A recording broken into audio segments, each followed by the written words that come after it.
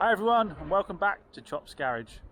Now for those of you who don't already watch the channel, Chop's Garage is all about me starting up a small car business. We started with a couple of cars outside the front of a mate's unit, and then it's grown from there really. And a lot of you have followed the journey with me from the beginning. So what Chop's Garage is all about is giving the real life view of car dealing. So a lot of people like to show them flip cars on YouTube where they buy them, they show them, do them up and flip them for a big profit, and that's the last you ever hear of that car. With Chop's Garage, we follow those cars from cradle to grave. So you see me buy the cars in, get them prepped, sell the cars, but you also see what no one really talks about, which is the after-sales service, the warranty claims. And we haven't covered some of those recently, so there's a few to go through and update you on in terms of some of the cars that aren't here because they're sold, but we're still paying bills on them. And we've just paid a doozy today. So those of you that saw the channel before, you remember we sold a gold Peugeot 208 that came in as a 1.2 that came in from BCA car auctions. Just been down to Moores to pay a bill on that one. That one was sold about a week and a half ago or so. The customer took it away for a quite lengthy drive straight after buying it. They went up country and back in it, and obviously on a long journey like that, flagged a few faults that just the local runarounds don't really flag. So we've just been down to Moores on that car and paid a bill totaling £671. Now we'd already spent, as I explained in previous videos, a lot of money. We'll go back and try and find out exactly how much. We'll look at the spreadsheet on getting it ready for MOT when it came in from BCA's. But by no means did we buy the car, wash it and stick it out the door. It went down, had an MOT. I think it had all new rear brakes on it. Might have had a tyre or two if I remember. A few other bits and bobs. Spent quite a lot of money getting it an advisory-free MOT. But obviously that long journey flagged a few other issues. That included the aircon not working particularly well. It was a bit weak. Found that we had a leaking condenser, so we had to replace the condenser.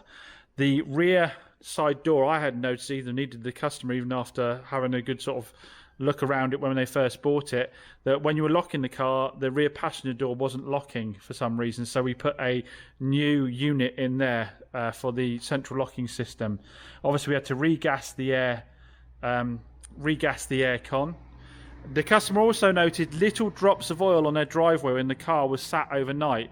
I hadn't noticed it in here, but then to be fair, my floor is getting really bad with this flaking paint and general stuff. We're moving lots of cars in and out, including an old MGB that leaks everywhere. I hadn't noticed it.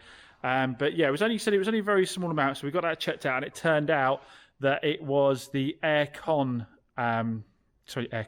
It was the sump seal on the washer. So we had to basically put a new sump washer in with a new seal and top up the oil a bit. We'd done a service on it, so we didn't replace the oil completely, obviously, because we'd already done a service. It just needed topping up.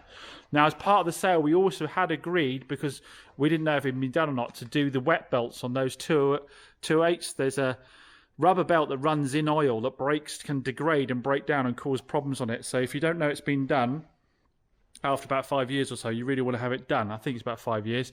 So we did that, but obviously while that was off, we did the tensioners, the water pump at the same time, and obviously had to renew the antifreeze and bleed it. So total bill was £671.41, including the VAT. I think the previous bill was in the region of £300, I want to say. So we're getting on for £1,000 spent on that car from BCA just to get it ready for retail. Now, obviously, that's the kind of car that could just be sold off a driveway as it was, and there'd be no comeback for anybody.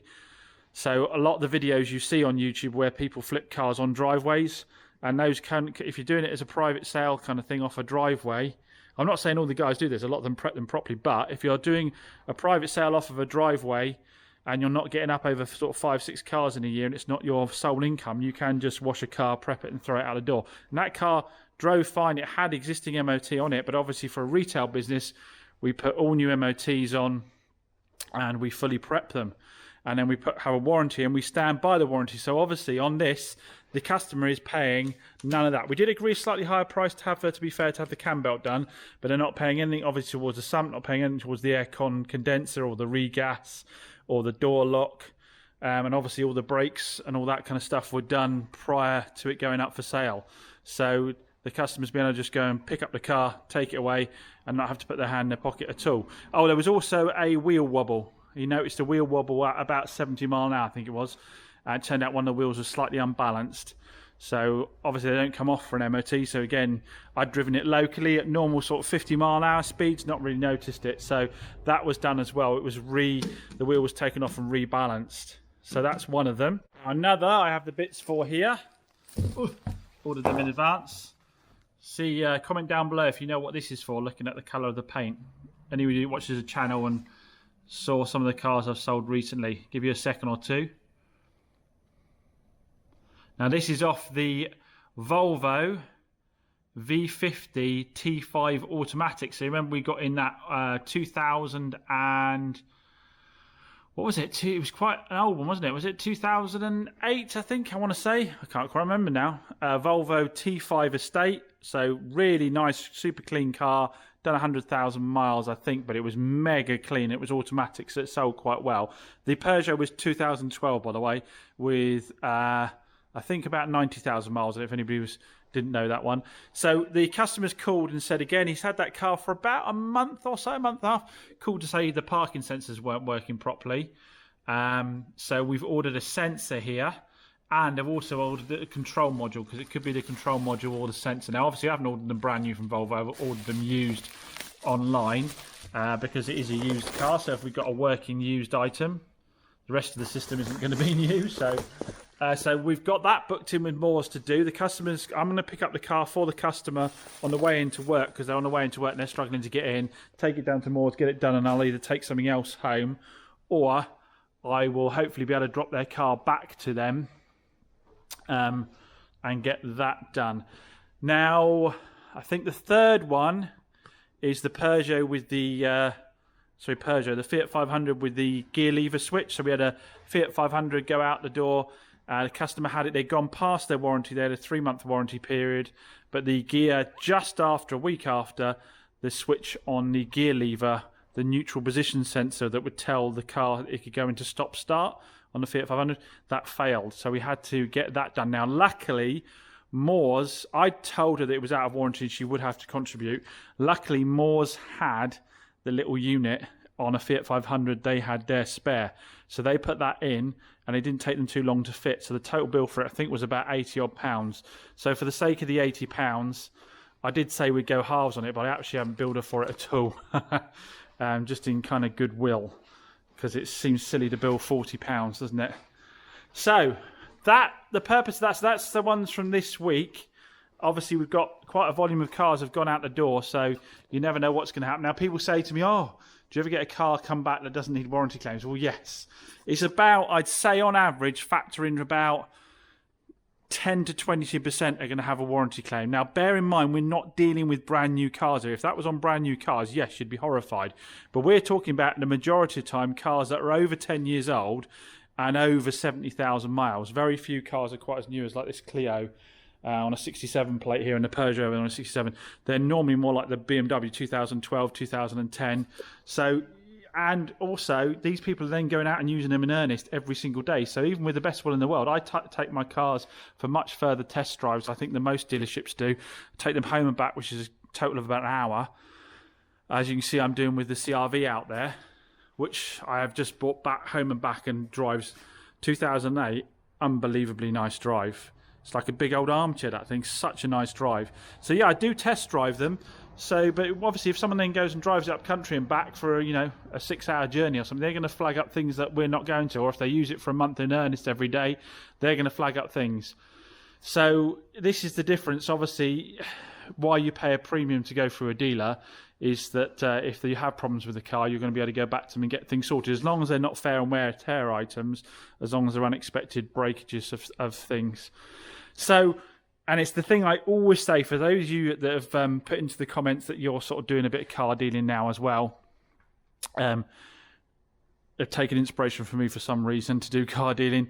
Remember, the money is not your money. So the profit you make from the car deals is not your money until the warranty period or the 6 months Consumer Right Act has elapsed.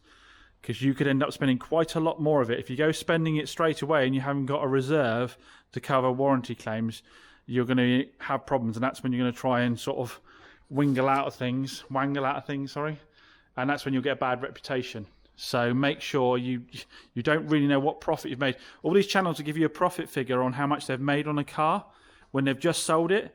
If they're in the trade, it's kind of meaningless. Ignore it, because until that warranty period's run out, or until 6-month consumer rights run out, they don't know how much money they made from it. So let's have a look at how the numbers play out on the Peugeot, for example, that we bought from BCA. I don't tend to show the numbers if I buy the cars from main dealerships or from subscribers. The reason for that is out of respect to the subscribers. I don't want, they might not want other people to know how much they let me have the car for, and I don't want to talk about the numbers on those. And for the main dealers, obviously, I don't want to be saying what I paid for the cars, because I don't want people ringing them up and trying to undercut me on vehicles, that kind of thing. And also out of respect to them and to their customers as well, in case any of their customers that part exchange the vehicles in, and then seeing them on my channel on a profit. So the only people that can really not get hurt in any way are the people that sold the cars to, like, We Buy Any Car, that go through BCA. So it's fine to share those numbers. And I'm sure if someone's watching the channel that bought the car off me, they know I made profit out of it. So it might be interesting to see how much profit I did make out of it, but I think they'll see that it's absolutely fair for the amount of work that's gone into the vehicle. Let's have a quick look. So, little Peugeot, we bought it for £2,059.29 from BCA. The retail value was around about £4,000, so we started off with a 2k margin. So again, lots of people talk about making 2k on a car. We bought it at 2, we sold it at 4145. You know, I made £2,000 gross profit. £2 probably closer. £2,000 gross profit. Gross profit means before costs. It's absolutely meaningless. I doubled my money on that car. Absolutely meaningless. You need to start going through the numbers. I spent a lot more on the MOT than I thought I did. £421.74 spent on the MOT. I put some fuel in it. The cam belt and the repairs that we just spoke about, £671.41. That did include delivery, the BCA, so at least we've got that included in there. The warranty I bought from Warranty Wise, £111.61. Now, some of you might say, well, you're going to claim back some of that off Warranty Wise. No, I'm not. The car's only just gone out the door. The air conditioning unit was obviously faulty at point of sale. The wheel wobble was not something you can claim. The leak from the sump plug washer, you're not going to be able to claim that either. I'm as fair to my warranty company as I am to my customers. I'm not going to claim off them when it's something that went out the door like that, because when my customer then wants to go to claim later on, I don't want a load of claims against that account already and them starting to be difficult with them. So we've got put the car out advisory free MOT. We've solved those initial problems we've got. From this point onwards, if things break, yes, we can claim off the warranty on it. But I'm not going to be fraudulent towards the warranty company and pretend like these things happened after the event. So total spent £3,283.94. Now, obviously, this also doesn't take into account other overheads, because the unit itself costs around about £2,000 a month with all of the costs, and we can sell anywhere between 10 to 20 cars. So you can be talking sort of as much as £200 a car just in overhead costs. And then obviously, I do clean the car myself. I like to do that, but you might be paying for a valeter to do a clean on a car, and it might need 2 or 3 cleans before the car sells, because obviously when it goes out and test driven, it needs to be cleaned again. You might run 2 or 3 adverts before the car needs to be sold. So again, this could have easily dipped down under £500. Now, by no means is this me trying to say, woe is me, a dealer, I'm making no money out of selling cars. Of course I am. That's why I'm doing the business. But it is a volume game. Sometimes you'll lose off a car. Sometimes you'll only make £300 or £400. Sometimes you have it away and you make over £1,000 on a car. But it is a big volume game. If you work in small numbers, then the risk is actually almost higher, because the odds of one of the cars being bad and costing a lot is that little bit higher. Once you start getting the volume up, you kind of spread it around a little bit. But what it is saying is, it's saying this, again, this thing I go over and over about, when the dealer takes your car in part exchange and you see it up for £1,500 more than he gave you in part exchange for it. So you part exchanged it in for £1,000, it's gone up for £2,500. They are not making £1,500. They are not, because all the things you didn't do to your car because you knew you were going to part exchange it, normally, because it's got a problem that you don't really want to spend out on, they have to get fixed. They can't sell it like that. Or they have to send it to auction, in which case at auction it's only really going to get what they gave you for it. But if they're going to retail it, they have to fix all those things you weren't going to fix. You know that little door handle you weren't worried about? They've got to fix that first. You know the fact it was a bit slow starting in the morning? They've got to fix that. They've got to do that little scuff on the paint that you did on that rear quarter. They've got to do that before they can resell it. They've got to pay the VAT on the sale. They've got to put the warranty on the sale. They've got to put a new MOT on it. They can't have those advisories on it when you had it done. They've got to have the new MOT done. And they can't sell it with just a few months on. All those things stack up. So as you can see on my calculations there, the likelihood is that £1,500 will net down to around about £800 if they're doing well. £800 if they're doing well, might be just £500 quite easily. And then they've still got 6 months of that customer dealing with them after they've sold it on, and they've still got you potentially making claims on the car that you bought going forwards. So it isn't about saying dealers are poor and you need to have sympathy for them. It's about understanding the margins and understanding how much you try and pin people down on price on. And as I said, that's what this channel is all about, because lots of people message me every day wanting to get into the car trade, wanting to, they all go down the same routes of wanting to try and get BCA accounts and Mannheim accounts to flip cars. And it's just, you've got to be careful. It isn't on the promises what you see on some of these channels where they're saying, you know, they're just giving that headline figure. I bought a car for £2,000, I sold it for £4,000. If you're building a proper business that's going to be worth something in the future, and it's going to have people coming back, the margins don't work that way at all. Anyway, thanks for watching. Much appreciated. That was just a quick one. As you can see, I have lots of cleaning to get on, so I can't be chatting anymore on videos. I better get cracking. Thanks again. See you soon.